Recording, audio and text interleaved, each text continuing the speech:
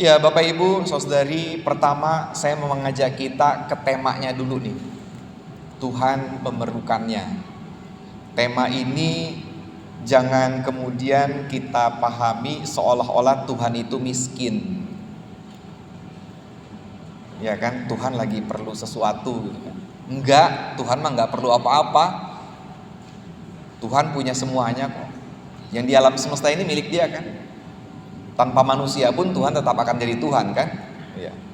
Jadi bukan dalam makna itu seolah-olah Tuhan itu miskin, bukan sama sekali itu. Bukan juga seolah-olah Tuhan itu memerlukan bantuan. Enggak, Dia maha kuasa, Dia enggak butuh siapa-siapa untuk membantunya. Dari dirinya sendiri Dia sudah mampu. Itu clear dulu ya. Supaya kita melihat teks ini bukan seolah-olah kita ini punya pamrih atau kita ini bisa melakukan sesuatu. Pokoknya kalau saya tidak melakukan pasti karyanya Tuhan itu gak akan berhasil. Bukan begitu konsepnya. Apalagi sampai kemudian ada yang berpikir soal kematian Tuhan Yesus sampai sejauh itu ya. Kematian Tuhan Yesus itu ada perannya manusia loh. Sebenarnya pahlawan itu adalah Yudas. Kalau Yudas tidak pernah melakukan itu, Tuhan Yesus itu gak pernah dikhianati dan Tuhan Yesus pasti gak akan pernah disalib gitu kan. Yudas ada atau gak ada, Tuhan Yesus pasti akan disalib gitu kan. Apapun yang terjadi, Tuhan Yesus memang harus mati. Karena kalau tidak ada mati, ya gak ada kita gitu kan. Kalau gak ada mati, gak ada kebangkitan. Kalau gak ada kebangkitan, gak ada Paskah. Kalau gak ada Paskah, ya gak ada orang Kristen gitu. Itu clear dulu ya. Tuhan bukan seolah-olah miskin sehingga temanya Tuhan memerlukannya. Bukan itu. Bapak Ibu, tema ini kita bisa melihat karena memang ada satu kata, ada satu frasa yang menggambarkan itu. Tapi untuk memahami itu, saya mengajak kita juga melihat frame secara besar Injil Markus. Apa sih tujuannya Injil Markus? Mengapa Injil Markus ditulis? Penulisnya tuh memaksudkannya untuk apa sih? Itu jelas banget. Injil Markus ini sebenarnya Injil yang dari gaya bahasanya itu sangat sederhana, simple, to the point. Bahkan dari ayat pertama pasal 1 Bapak Ibu, itu udah langsung to the point itu maksudnya. Mau dibuka? Boleh buka yuk.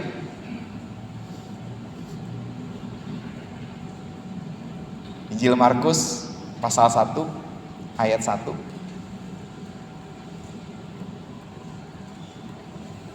Sudah dapat? Atau saya akan membacakannya? Oke, saya bacakan saja. Inilah permulaan Injil tentang Yesus Kristus, Anak Allah. Sudah sebuah proklamasi sekaligus gambaran tentang isi Injil Markus. Yesus Kristus, Yesus yang diurapi. Kalau dalam konteks Yahudi, yang diurapi itu adalah raja. Tapi dilengkapi dengan dua kata selanjutnya, Anak Allah. Jadi sepanjang Injil Markus itu, Markus mau menggambarkan bahwa yang sedang diberitakannya itu adalah sosok yang diurapi. Dia adalah raja dan dia adalah anak Allah. Super power lah boleh dikatakan begitu. Sosok yang luar biasa. Dan karena itu endingnya adalah ending yang penuh dengan kemenangan. Bapak Ibu bisa melihat akhir dari Injil Markus itu berkisah tentang apa? Peristiwa apa yang disampaikan oleh Injil Markus? Peristiwa kebangkitan. Selesai. Udah. Jadi kisah yang disampaikan, narasi yang disampaikan oleh Markus itu tegas bahwa Yesus itu adalah Kristus, Dia anak Allah, Dia menjadi pemenang, bahkan Ia bangkit sesudah mati. Menang melawan musuh yang selama ini tak terkalahkan. Musuh apa yang tak terkalahkan? Maut. Selesai. Itu gambaran besar dari Injil Markus. Maka ketika Yesus hadir dalam narasi-narasi, Yesus digambarkan sebagai sosok yang hadir sebagai pembawa mujizat, pemberi kesembuhan, pemberi perlindungan kepada yang tersingkirkan. Dan dia hadir dalam sosok sebagai raja bagi Israel. Narasi pasal 11 menggambarkan narasi itu. Yesus hadir sebagai seorang raja yang disambut dengan meriah. Tapi dia juga datang membawa pesan yang berbeda. Dia bukan raja yang menghadirkan kengerian. Dia bukan raja yang hadir membawa banyak darah untuk dipersembahkan, korban-korban karena peperangan. Bukan. Dia hadir membawa kedamaian. Dia hadir membawa suasana yang berbeda. Dan ia mempersiapkan segala sesuatunya dengan luar biasa. Simbol-simbol tentang kehadirannya itu betul-betul sudah sangat disiapkan. Salah satunya adalah yang sedang kita baca, yang sudah kita baca tadi, tentang keledai muda, belum pernah ditunggangi. Dan ia meminta murid-muridnya untuk mempersiapkan itu. Ini sebuah gambaran narasi bahwa kehadiran sosok raja yang hadir itu perlu disambut dengan layanan-layanan. Gak apa-apa, makhluk hidup yang lain juga mau dengar khotbah, gak apa-apa. Gak apa-apa masuk. Ketimbang itu akan mengganggu, gak apa-apa. Dulu saya punya pengalaman, waktu saya di kampung sawah, itu ada hewan kaki 4 juga. Saya kan sekolah minggunya di kampung sawah, remajanya di kampung sawah. Maaf ya, ini intermezzo dikit ya. Itu ada hewan, nama hewannya itu anjing, dan anjing itu diberi nama anjing. Nah, betul. Iya. Dan ini hewan cukup setia. Jadi kalau Pak Pendeta derajat khotbah, mulai kebaktian ya, anjing itu sudah akan masuk. Lalu duduk persis. Ikut nyanyian, pujian, walaupun tidak, nggak begitu ya. Ngeri ntar kalau dia nyanyi gitu. Duduk, selesai berkat pulang. Begitu aja terus. Nggak apa-apa. Di Seroja juga kebetulan ada yang model begitu. Tapi kalau ada kebaktian rumah tangga pas ketepatannya di pastori atau pas kebaktian kategorial, anjing itu masuk ikut juga. Dari awal sampai berkat. Gak apa-apa juga ya. Oke, intermezzo aja Bapak Ibu. Kita lanjutkan. Jadi Yesus sudah mempersiapkan segala sesuatunya dan mempersiapkan juga layanan-layanan untuk menyambutnya. Layanan yang dibutuhkannya apa? Ada kendaraan yang harus ditumpangi. Kendaraannya keledai. Ada sambutan-sambutan meriah yang lain. Apa adanya itu dibawa. Ada pakaian yang dihamparkan, ada ranting-ranting hijau yang dihamparkan, ada dedaunan yang dipakai untuk menyambut gitu. Semuanya dipersiapkan Bapak Ibu. Narasi ini mau menggambarkan bahwa kehadiran Yesus juga itu perlu disambut dengan kemeriahan dalam layanan-layanan yang maksimal. Dan secara lebih spesifik ketika Tuhan mengatakan Tuhan memerlukannya, itu terkait dengan keledai muda belum pernah ditunggangi. Ini berkaitan dengan kualitas Bapak Ibu, bukan sisa. Bukan keledai yang udah umurnya berapa gitu ya, yang meleot-meleot mungkin ketika ditunggangi. Ini keledai muda yang terbaik. Kira-kira seperti itu yang mau digambarkan. Pesannya adalah bahwa ketika kita mau menyambut Tuhan, ketika kita memuliakan Tuhan, kita hadir dengan yang maksimal, dengan yang terbaik. Memberikan persembahan, puji-pujian pada Tuhan, itu yang terbaik. Dari hati, dari ketulusan, dari totalitas diri. Poinnya itu. Maka standarnya ada juga. Keledai muda belum pernah ditunggangi, masih tertambat di sana tuh. Nah, Bapak Ibu, ketika orang di sana bertanya mau diapain, Mau maling lu gitu kan. Enggak, Tuhan memerlukannya, nanti juga dikembaliin. Oke, siap. Narasi ini, kalimat percakapan ini terkait dengan pesan yang di awal tadi saya bilang. Yesus Kristus, anak Allah, dia raja.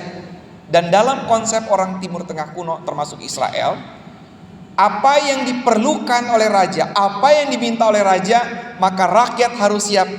Silakan. Nggak boleh ada yang namanya penolakan. Maka ketika ada orang bertanya, lu mau ngapain itu? Kenapa keledainya dilepasin? Tuhan memerlukannya. Raja lagi perlu itu. Oke, siap bos. Otomatis akan diberikan. Nggak ada lagi berpikir dua kali. Ini kan keledai gue sayang bener nih, satu-satunya lagi nih. Nggak ada kepikiran begitu. Langsung dikasih.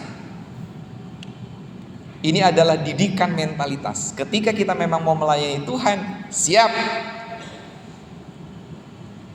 Ketika kita mau melayani Tuhan, yang terbaik Tuhan.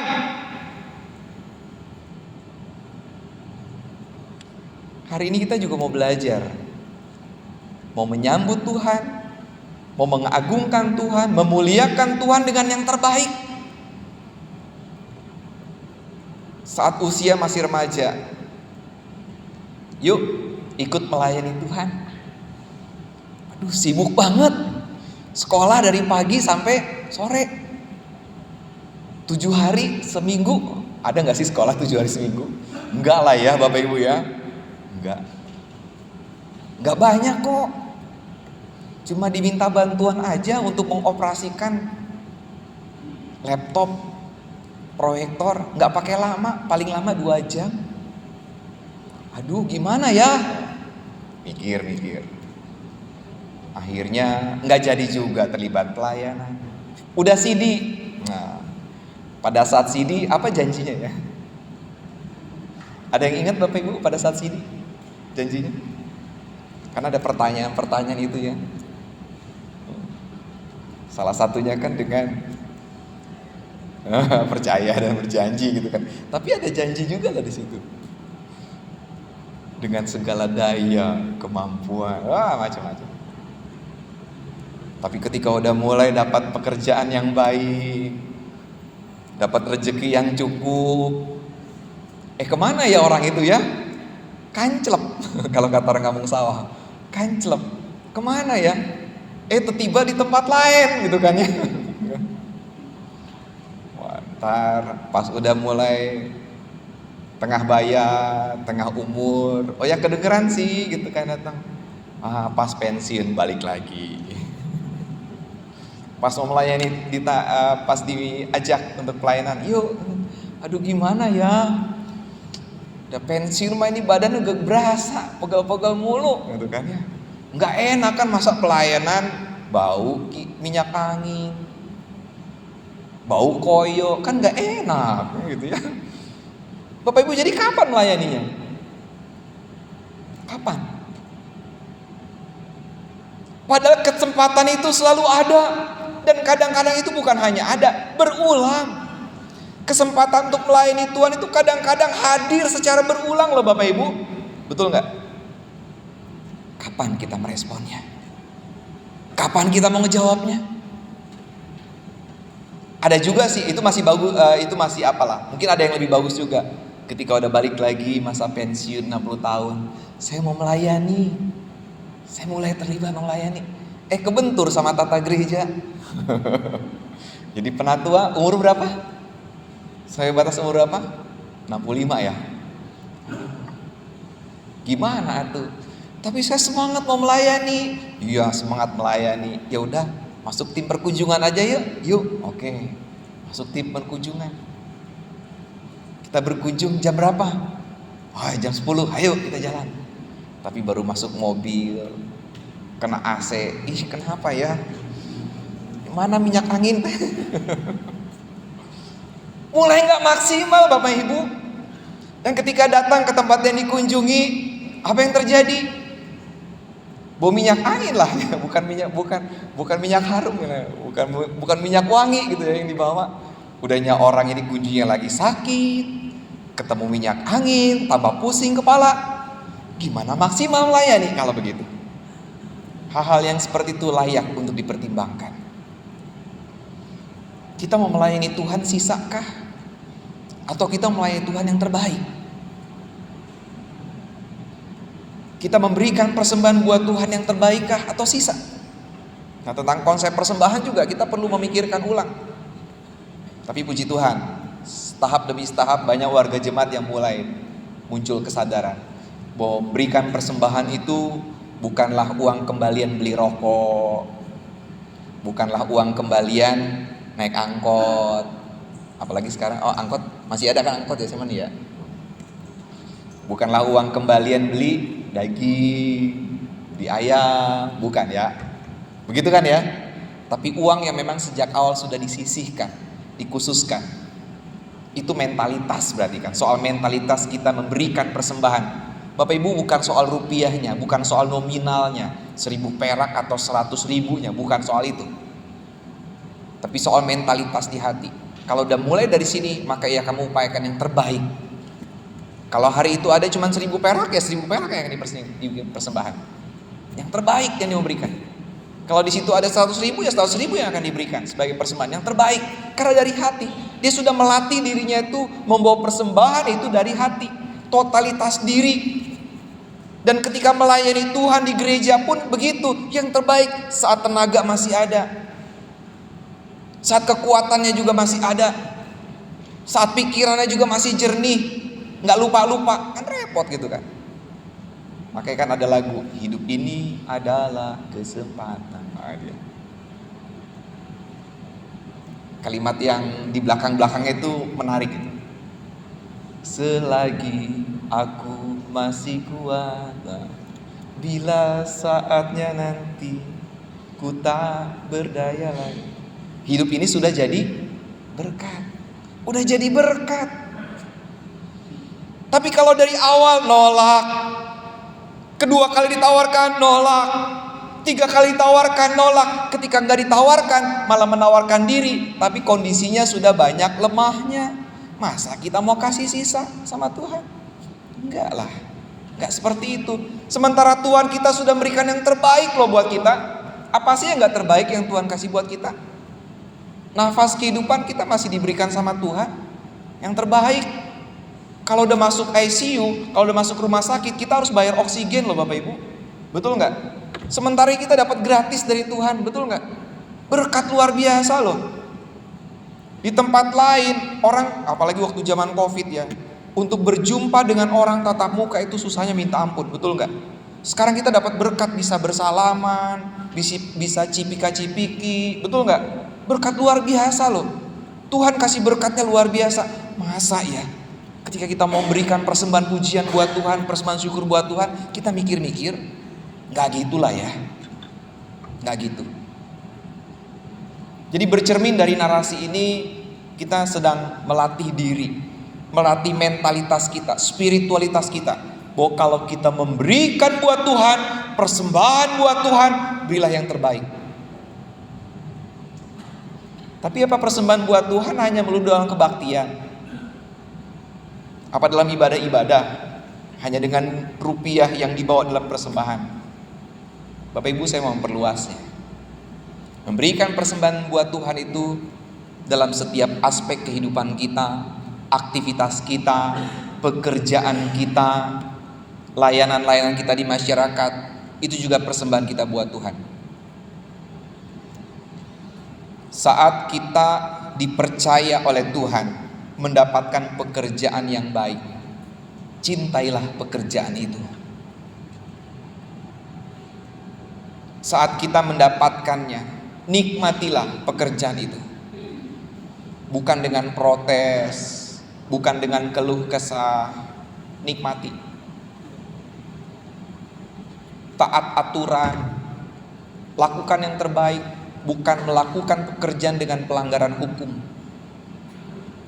Itu bentuk persembahan kita buat Tuhan, Bapak Ibu.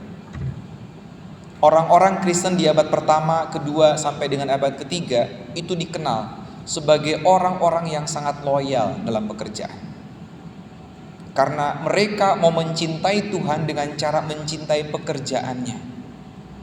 Orang-orang Romawi biasanya akan mencari karyawannya, pekerja-pekerja untuk mengelola perbendaharaannya, itu diambil, direkrut dari orang-orang Kristen.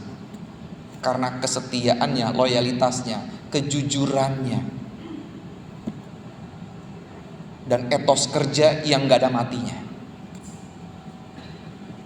Padahal itu kan dilakukannya buat siapa? Buat orang-orang Romawi. Tapi mereka melakukannya sebagai tanda syukur buat Tuhan. Itu juga yang Bapak Ibu, saudari, kita lakukan ketika kita mendapatkan pekerjaan. Udahnya sebelumnya kita berdoa sama Tuhan, Tuhan tolong beri saya pekerjaan, Tuhan kasih. Ketika dikasih kita tidak mencintai pekerjaan itu. Jangan ya, cintailah pekerjaan itu. Saat kita bersekolah, anak-anak kita bersekolah, oke, Tuhan saya ingin mendapatkan pendidikan yang baik, pendidikan yang saya idam-idamkan, yang saya cita-citakan untuk masa depan yang baik. Maka buat anak-anak sekolah, sekolahlah yang baik. Jangan ngebolos mulu, jangan nyontek mulu, jangan cari Google mulu untuk cari jawaban, ya. Jangan cari AI untuk bikin tulisan, karya tulis, jangan. Pakai daya kemampuan sendiri, yang original gitu. Jangan yang pakai duplikat begitu, jiplak itu, bukan. Juga ketika di rumah, Bapak Ibu mau melakukan pekerjaan apapun untuk urusan yang di rumah, misalkan di antara suami dan istri itu berbagi peran. Misalkan yang istrinya gak bisa masak, ya gak apa-apa, suaminya bisa masak, ya layani, berikan yang terbaik, masaklah yang terbaik. Istrinya bisanya nyuci, ya gak apa-apa, nyucilah yang terbaik. Itu juga layanan kita buat Tuhan, melalui layanan di tengah keluarga. Berikan yang terbaik. Jangan kemudian protes-protes, jangan kemudian juga ngitung-hitung. Lu ya, kalau nggak ada gua jadi suami lu ya, siapa yang akan masak di sini? Siapa yang masak buat rumah kita? Nggak ada. Lu beruntung harusnya punya suami kayak gue yang bisa masak. Nggak boleh begitu. Itu bukan yang terbaik, itu bangkit namanya. Itu bukan berterima kasih, itu bukan melayani, Bapak Ibu. Sama lu juga, lu kan nggak bisa nyuci. Kalau gua nggak nyuci, pakaian gimana? Alah, lu nyucinya juga pakai mesin cuci. Tapi apapun itu, cintai yang sedang kita kerjakan, cintai keluarga kita, berikan layanan terbaik di tengah keluarga kita sebagai wujud bakti kita buat Tuhan. Itu puji-pujian kita buat Tuhan. Itulah daun-daun palem yang kita bawa menyambut Tuhan. Di masyarakat kita juga sama, saat dapat kesempatan untuk jadi ketua RT, layani dengan ikhlas. Jadi ketua RW, layani dengan ikhlas. Walaupun kadang-kadang tengah malam ada yang ngetuk pintu hanya minta stempel gitu kan, gak apa-apa, layani. Itu wujud bakti kita buat Tuhan. Mentalitas kita sedang dibentuk oleh Tuhan agar kita melayani Tuhan itu dengan maksimal, dari hati, dengan mencintainya, memberikan yang terbaik, yang maksimal selagi kita bisa. Jangan sampai saat ketika kita sudah loyo, saat kita udah gak punya kemampuan apa-apa, baru kita datang berikan persembahan. Bukan sisa. Kita juga perlu belajar dari orang-orang yang memiliki banyak keterbatasan. Orang-orang yang mungkin tubuhnya gak lengkap, ekonominya juga pas-pasan banget, bahkan kekurangan, tapi tetap mau melayani Tuhan secara maksimal. Kita perlu belajar dari orang seperti itu. Mentalitas sekali lagi yang perlu kita bangun. Mentalitas untuk kita membaktikan diri buat Tuhan, memberikan yang terbaik buat Tuhan. Mari, hari ini di Minggu Palmarum, di Minggu Prapaskah yang ke-6, masing-masing mari membawa daun-daun palemnya sesuai dengan kapasitasnya masing-masing. Mari membawa keledai-keledainya dengan kekuatannya masing-masing secara maksimal. Mau di rumah, mau di sekolah, mau di tempat pekerjaan, mau di lingkungan masyarakat, bahkan untuk negara ini kita baktikan. Semuanya untuk Tuhan. Terakhir Bapak Ibu, saya mengajak kita mengingat satu sosok yang begitu luar biasa. Bagi saya, sosok yang sangat luar biasa, yang mungkin gak banyak orang mengenal sosok ini, hanya tahu namanya. Bapak Ibu tahu Daan Mogot? Tahu ya? Daan Mogot tahu ya? Nama apa itu? Nama jalan. Jalan dari Jakarta ke Tangerang, jalan penghubungnya. Tapi tahu nggak siapa dia? Ada yang tahu? Dia orang Minahasa. Dia orang GPIB.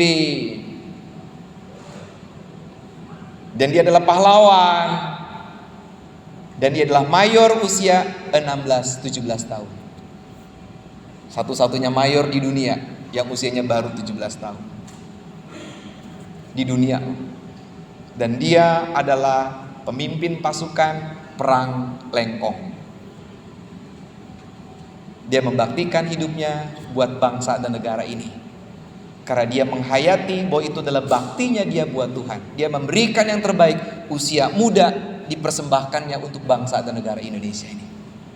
Kita bisa melakukannya? Lakukan yang terbaik buat Tuhan. Tuhan berkati kita. Amin.